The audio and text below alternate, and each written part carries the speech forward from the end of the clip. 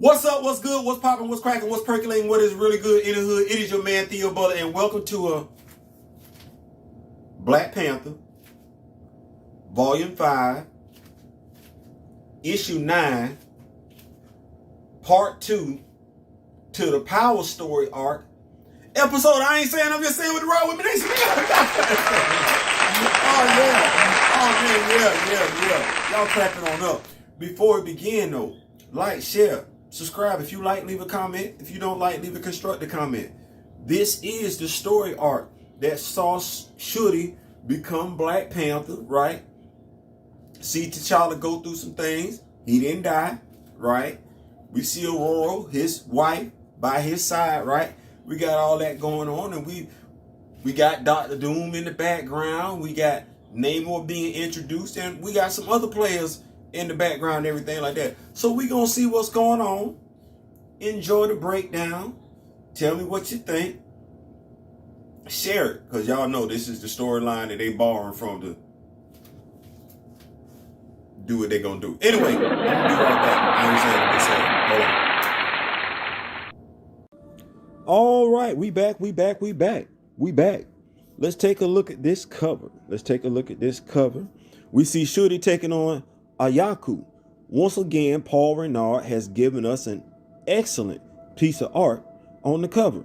On the inside, as we get caught up, we have Reginald Hutland as the writer, Ken Lashley on pencils, Paul Neary on inks, Paul Mounts on colors, and VC's Corey Pettit on the letters, as we continue with Power, Part 3. Now, in our recap of last issue, we are told that Ayaku, I want to make sure I'm saying this right, Ayaku is a cyber warrior, i.e. a cyborg. That will help explain this next page as Shuri is being restrained. As usual, the villain gets caught up in chitter chatter, while our hero turns the tables as they're being simultaneously warned by Flea that 20 other hostiles are approaching. Yeah, you got to get up out of Dodge, 20 other people showing up. Before she can bust a move, her position is overrun as Ayaku recovers, but this is Shuri. She who don't mind killing folks, and as she makes her escape, she does just that. She does just that. Wait. Is that an SR-71 Blackbird? No. See, is that an SR-71 Blackbird? My OG X-Men Rock With Me Nation members will get that reference. Y'all know that. Y'all know what y'all know what the SR-71 Blackbird is. Y'all remember that. Back in Wakanda, we find T'Challa with Zaravari, and this conversation is important. Remember that T'Challa does not have the powers of the Black Panther. Baz has given those abilities over to Shuri. Zaravari states, the herbs you've taken, the runes painted on your flesh, they but open the door. The admixture will push you through. In essence, T'Challa is going through the process of acquiring other abilities. He needs other abilities, more so than physical weights, physical therapy, and training can give him. He needs power. It's here that Zaravari warns him. This method, although not the safest, is the fastest. The question is whether or not T'Challa's body can handle the power, for those who have tried before have died screaming. Of course, we know T'Challa gonna be able to handle this, as Queen Ramonda stated last issue. T'Challa is not an ordinary man, and he does not come from a line of ordinary men. So T'Challa basically tells Zaravari, shut up and give me what I need. Basically what he said. Next page over, we see his eyes go white as energy pours out of him. T'Challa seemingly convulses and passes out. Can I point out real quick that he passed out while his legs remain crossed? Like, no, like seriously, is that possible? Like, wouldn't the legs uncross on their own? Like, don't do that. No, that's a valid question. Anyway, Zaravari is acting like he regrets T'Challa going down this path. Next page over, we see Mtoko and Ndega going back and forth in regards to the status of Wakanda and whether or not the royal family is doing their job. I'm not really spending much time on this because this is similar to what we get on Fox News, CNN, MSNBC, blah, blah, blah, etc., etc. They all the same. If people unplugged and just looked with their own eyes and watched what actually happens as opposed to being told as to what's happening, they more often than not see the truth as it actually is, as opposed to hearing the truth for what it is. No, if if you see a car, you see two cars get into an accident, there might be some questions as to, who was right or wrong. But y'all gonna both agree there was indeed an accident. Y'all gonna both agree somebody got hurt. Y'all gonna both agree on the damage of the cars. There's gonna be some stuff that y'all just can't disagree on. Right. I ain't saying, I'm just saying. Anyway, back to our story. We see Dr. Doom observing the debate from afar. Aurora, who was just being celebrated a few issues ago, is now having her integrity openly challenged by a new character to the Wakanda universe. Got a lot of damn nerve. Back at the Wakanda embassy in America, we see Shuri being briefed by, I know I said last issue his name was Nilix, but I'm thinking it's Nix. Nix. I don't know how we doing this. N''I''X. I don't. Y'all help me out on the pronunciation of it. Anyway, Shuri is being briefed by Nix as to what was found on the hard drive she downloaded. Long story short, everything is pointing them towards Atlantis being responsible for the attack on her and her brother. Next page over, it's revealed exactly who Shuri and her team are hinting at. It's Namor McKenzie, son of Leonard McKenzie, who is an Irish American born in Boston, Massachusetts, while Hector Ayala, aka the White Tiger, was born in San Juan, Puerto Rico. In essence, Namor the Submariner is not brown-skinned, sub-Saharan, Latino, Spanish, Mexican, Puerto Rican, Brazilian, Aztecan, Indian, nothing. If anything, Namor could have been a ginger in the 616, because that's a very real possibility. More so than him being brown-skinned. I ain't saying, I'm just saying. Nevertheless, I digress, because that ain't what this is about. Nix finds two leads for them to track down, one in Philadelphia and the other in Brooklyn. Stating that they need hard proof before moving on Atlantis, Shuri decides she'll head to Brooklyn. Back in Wakanda, T'Challa is seemingly speaking to another Panther god. He asks, what does he need to know to save his country? The Panther god tells him that the first thing he should ask is what he needs to do to save himself, as the god shifts from Panther to Black Panther to N'Jadaka to Dr. Doom as Wakanda burns in the background. From there, we observe Shuri being observed by the guys who were observing her from last issue. Same gentleman. Like whoever this is has surveillance cameras all over the place. And this person doesn't care who wins between Namor and Shuri. Either way, they win. Next page over, we see the Princess Regent having a conversation with, let's just say it together, Reed Richards, the smartest man in the universe. I swear, every time someone says that going forward, I'm going to think about that Black Bolt scene. Yeah, Kevin, there are some things you cannot undo, and this is one of them. We never going to take Reed Richards seriously. He better never utter this line again. Nobody better ever say this about Reed Richards. That let this die. Don't say this no more. Don't say this no more, because everybody going to crack out laughing, because we all going to think about that whole Black Bolt scene. So it's here, though, that we get an official name for her security detail. They're called Pride, as in the Princess Regent Intelligence Division Executives. Let's say that one more time. Pride, as in Princess Regent Intelligence Division Executives. Yeah, that's what they call. Don't do that. If S.H.I.E.L.D. can be what they are, this is what Pride can be. Once she tells Reed about Namor, he quickly wants to know everything, and with good reason. Reed and Namor, along with the rest of the Fantastic Four, have a storied history, some of which specifically includes a romantic interest between Namor and Susan Richards. Yeah, that's what that is. Back in Wakanda, Zaravari asked the king of Wakanda, does he live? From laying down to standing upright, T'Challa assures him that he lives. Note these markings on T'Challa's body aren't just for show. They aren't.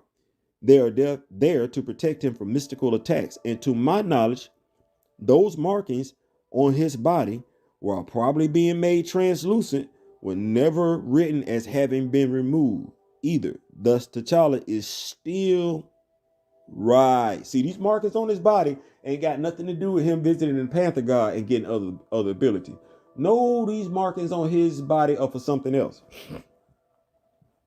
To protect him against mystical attacks. Anyway, on WVOX, the Wakanda News Network, I wonder what that stands for. Vox. Somebody help me, hit me up in the comment section. I'm gonna have to research that and see what that stands for. We see Ndega grilling Aurora on the Wakanda's latest issue in Shuri's absence. I would love to question how quickly Ndega got people to go along with this nonsense so quickly. I really, really would, because I'm curious. But I'll just point out that since the attack on the Capitol, I understand that if some people don't get their way on something they feel passionately about, they become some of the most gullible people on the planet, prone to do some stupid stuff.